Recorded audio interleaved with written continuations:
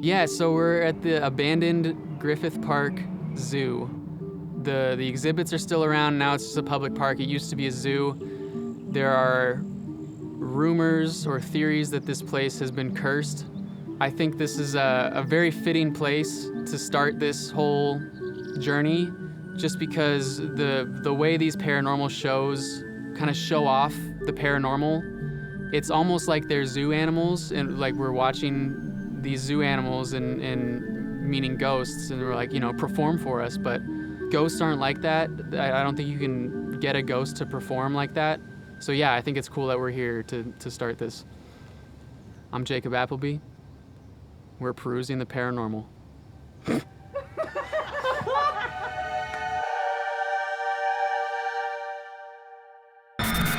My name is Zach Bagans, lead investigator of the Ghost Adventures crew. I never believed in ghosts until I came face to face with one. I've been obsessed with the idea of spirits since I was a kid. I think I grew up in a haunted house, and instead of getting scared, I grew interest. This led to my discovery of shows like Ghost Hunters and Ghost Adventures. I would see these people on TV have amazing paranormal interactions, and I wanted to experience the same. It wasn't until later in my life when I started questioning the genuineness of these shows. They're over-the-top dramatic, and they clearly rely on a lot of editing. How much of it is real? Is any of it real? Do they fake their findings? To get better insight, I sat down with Michelle Tate, who used to be on the show Ghost Hunters.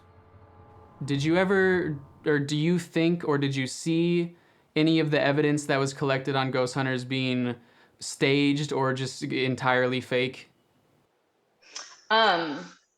This is the question everyone always asks me. And as much as I would love to say, oh, it was all faked, it really wasn't. Nothing was ever faked, nothing was ever staged. I think more than anything, people who would like call us in to come investigate their place, they would try to like trick us and try to make us think it was more haunted, probably because that, leads to money. But no, nothing was ever faked. Interesting. I wasn't sure what to do with this information. I was certain Michelle would tell me everything was staged. While I do believe in ghosts, I find that I'm very skeptical.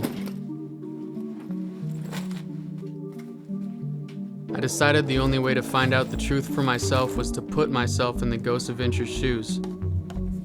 I packed my bags with clothes, shampoo, and the various equipment I used for ghost hunting.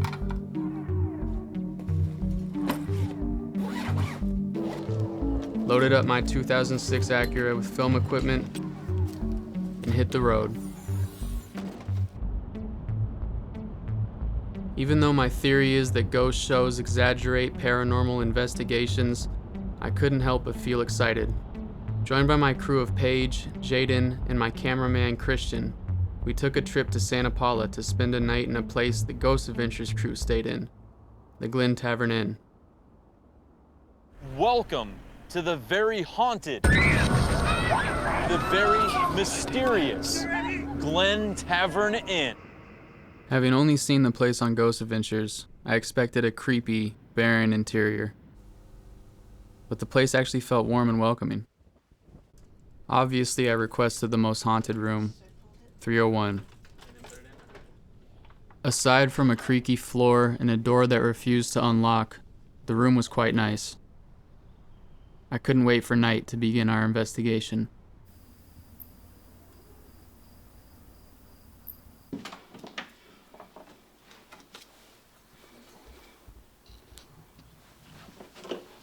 My name is Jacob Appleby. We are at the Glen Tavern Inn in Santa Paula, California.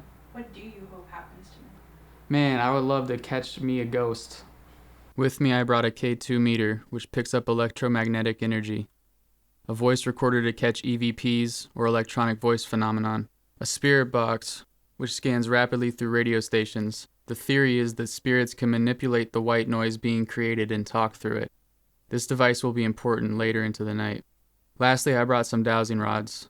They're copper rods used to ask spirits yes or no questions. They cross for yes and pull apart for no. Is there anyone in this room with us right now? Is there anyone in here who wants to talk? Well, my name is Jacob. This is Jaden and Paige and Christian. We're all very friendly. We just want to hang out and talk with you. How old are you?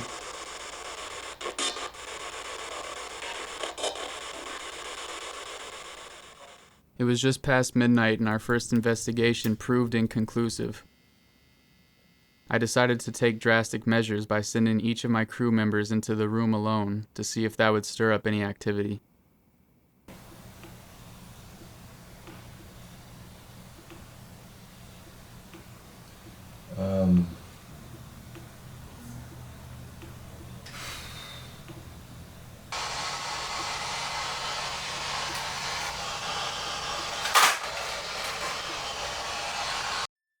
To no avail. The clock was nearing 2 a.m. I was becoming disheartened by the lack of evidence, but then I remembered something Michelle and I discussed in our talk together. What really sucks is in both Ghost Hunters Academy and Ghost Hunters, the scariest stuff happened when the cameras weren't rolling. It was like we were on lunch, or we were just setting something up, or hey, I'm gonna run to the basement and grab this equipment, and then, so that kind of sucked.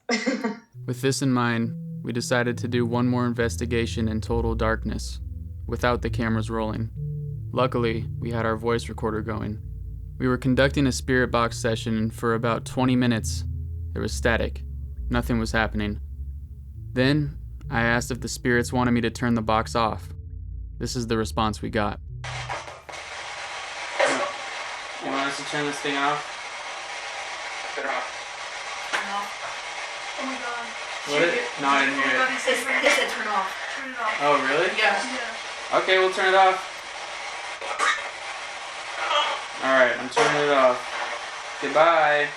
Bye. Whoa. Oh my god.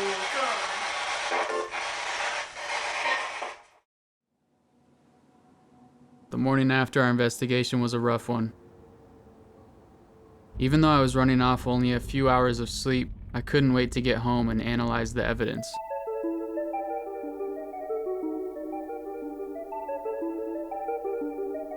So I'm here with my crew, Paige and Jaden and Christian. We are gonna analyze the spirit box voice recording that we got to see what really is going on here.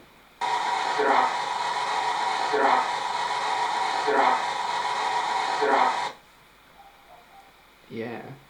I love that it was really clear. Yeah, it's super clear. Turn it off.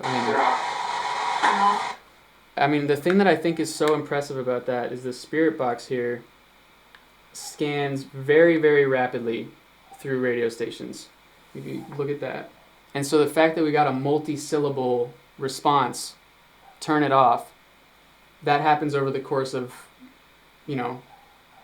a few radio stations. So that wouldn't happen. It wouldn't be a voice on the radio just so happened to say turn it off as we asked that question. Yeah, that's pretty cool. Yeah. Definitely, especially for some of us who never been ghost hunting before, to hear that come back without a television. Yeah, that's pretty cool. Pretty cool indeed.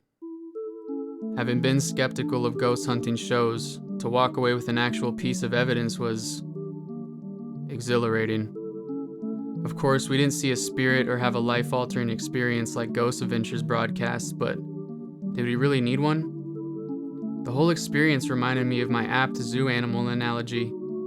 Am I a contradiction for criticizing the shows for pestering ghosts into performing for them when I did the exact same thing? I think the evidence we got proves that. Whoever we were talking to just wanted to be left alone. But I can't lie. The feeling of catching that voice was almost one of bliss. We spent all night trying to communicate with spirits, but what was really amazing was how much fun we all had. Even when the spirits were absent, our spirits were high. While we essentially sat in a quiet room all night, I can't wait to do it again. I can't wait to continue searching. I'm Jacob Appleby, and until next time, thanks for perusing the paranormal with me.